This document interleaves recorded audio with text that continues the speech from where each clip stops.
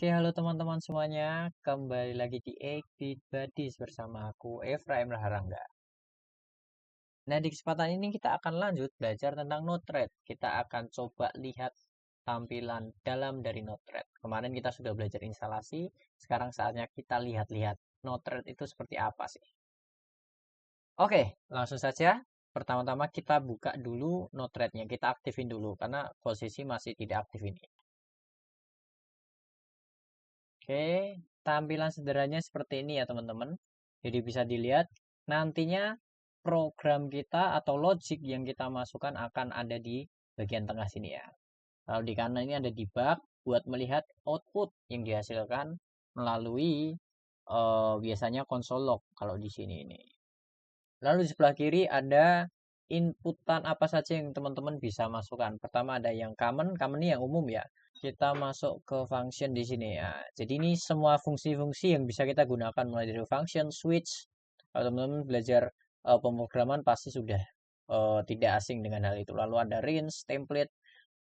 Lalu masuk ke network, teman-teman bisa lihat di sini banyak sekali networknya. Ini menggunakan protokol MQTT atau HTTP in, HTTP request. Nanti kita akan coba menggunakan salah satu dari ini.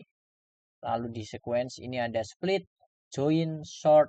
Nah, ini mempermudah kita ya teman-teman buat misalnya datanya mau kita modifikasi bagaimana.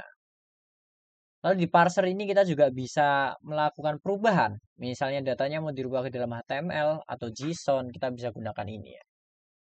Yang terakhir ada storage. Nah, ini bisa menulis file atau membaca file atau melihat di sini. Oke, hari ini kita akan coba beberapa di sini, nggak semua sih karena ini cukup banyak. Teman-teman kalau mau belajar lebih lagi bisa lewat help di sini ya teman-teman. Nanti diberi arahan atau mungkin teman-teman bisa buka di web aslinya. Di sini teman-teman bisa belajar di documentation, bisa cari di tutorials, bisa di getting started, bisa. Nanti teman-teman belajar langsung implementasinya. Ini sudah langsung ya teman-teman. Seperti itu. Oke, kita akan bermain pertama-tama di inject dan juga debug. Jadi inject ini bisa terlihat sini, inject a message into a flow either manually or at regular interval. Jadi kita bisa inject itu kayak bahasanya memasukkan pesan ke dalam flow. Jadi ini seperti input yang dihasilkan seperti itu. Dan bisa diatur intervalnya. Jadi kita ambil satu sini.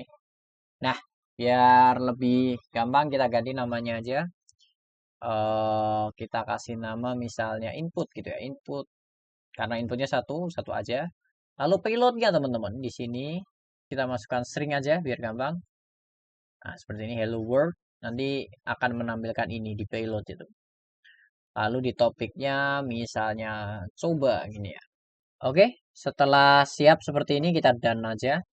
Lalu kita lanjutkan memberikan debug. Nah, debug kita baca dulu ya. Di sini debug itu display selected message properties in the debug sidebar tab. Nah, jadi ini akan menampilkan pesan. Jadi ini tanpa ada ini kita tidak bisa melihat pesan di bagian sini ya teman-teman. Jika perlu ini. Oke. Lalu supaya keduanya terhubung kita hubungin aja. Oke, ini program pertama kita sederhana sekali. Ketika kita jalankan tidak bisa karena not has an undeployed. Jadi setiap kali kita melakukan perubahan kita perlu melakukan deploy terlebih dahulu teman-teman. Ada di sini ya deploynya. Dipencet saja deploy. Lalu kita cek dulu sebelumnya debugnya. Oke, debug 1 tidak apa-apa. Kita klik ya sekali teman-teman apa yang terjadi. Nah, bisa terlihat di sini di debug akan keluar hello world. Nah, di sini lihat ya payload. Nah, ini topiknya coba. Kita pencet lagi. Hello world lagi. Oke, sekarang kita akan coba lagi untuk memberikan kompleksitas. Di sini kita mau tambahkan. Kita coba di function sini ya. Di function. Nah, sederhana aja. Kita tambahkan function di sini. Jadi function ini a JavaScript function to runs against the message. Jadi kita bisa taruh function di sini ya. Oke, kita geser dulu. Lalu kabelnya kita putus dulu. Kita taruh function di tengah. Kita hubungkan. Seperti ini ya, sederhana aja. Lalu kita edit sedikit. Nah, ini cuma return message ya teman-teman. Message-nya dikembalikan begitu saja. Kita coba seperti ini dulu. Apa yang akan terjadi? Jangan lupa di deploy. Kita clear semua. Kita coba. Klik lagi. Dan hasilnya sama teman-teman. Kenapa bisa sama? Karena di function kita belum setting apapun. Jadi yang dihasilkan ya dia cuma melakukan returning message saja di sini. Seperti itu. Bagaimana kalau kita tambah sedikit kompleksitasnya dengan menambah 2 input dan juga 2 debug. Oke, sekarang kita tambah kompleksitasnya, kita tambah inject satu lagi.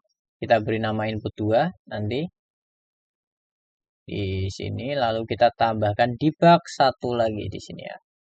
Oke, debug 2 di sana, tidak apa-apa namanya, sama aja. Oke, di bagian input sini, di bagian function sini kita perlu edit sedikit karena kita mau dia outputnya ada 2, bukan cuma 1 ini. Kalau ini memang terhubung gini aja nggak apa-apa. Tapi yang sebelah sini harus ada 2. Caranya gimana? Kita pencet saja functionnya. Kita pergi ke setup. Nah, di output sini kita tambah satu lagi. Dan dia menghasilkan 2. Kita hubungkan saja. Lalu kita kasih nama ya di sini ya. Input 2. Topiknya kita kasih coba 2. Ini ya. Lalu payloadnya kita samakan. Cuman kita beri tulisan berbeda ya. Apa hayo gitu ya. Apa hayo. Dan oke, input 2 gini ya, biar rapi sedikit. Nggak rapi nih. Ya udahlah, seperti ini nggak apa-apa.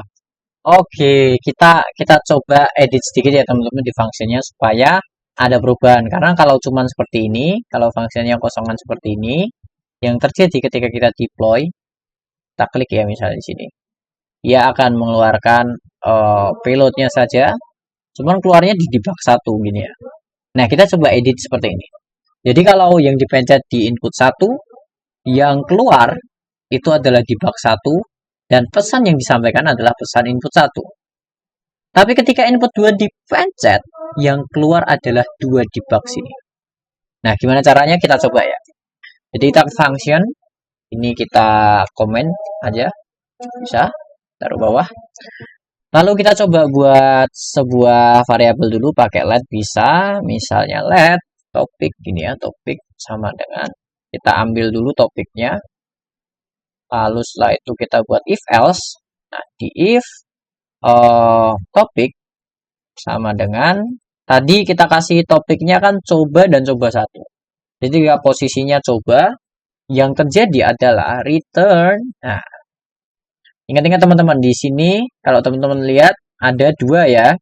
Jadi kita kasih array. Return array yang pertama message, yang kedua null.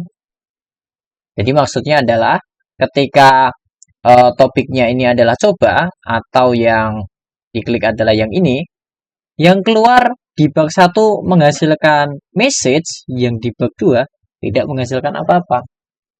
Tapi ketika kita buat dia coba 1, kita copy aja ya.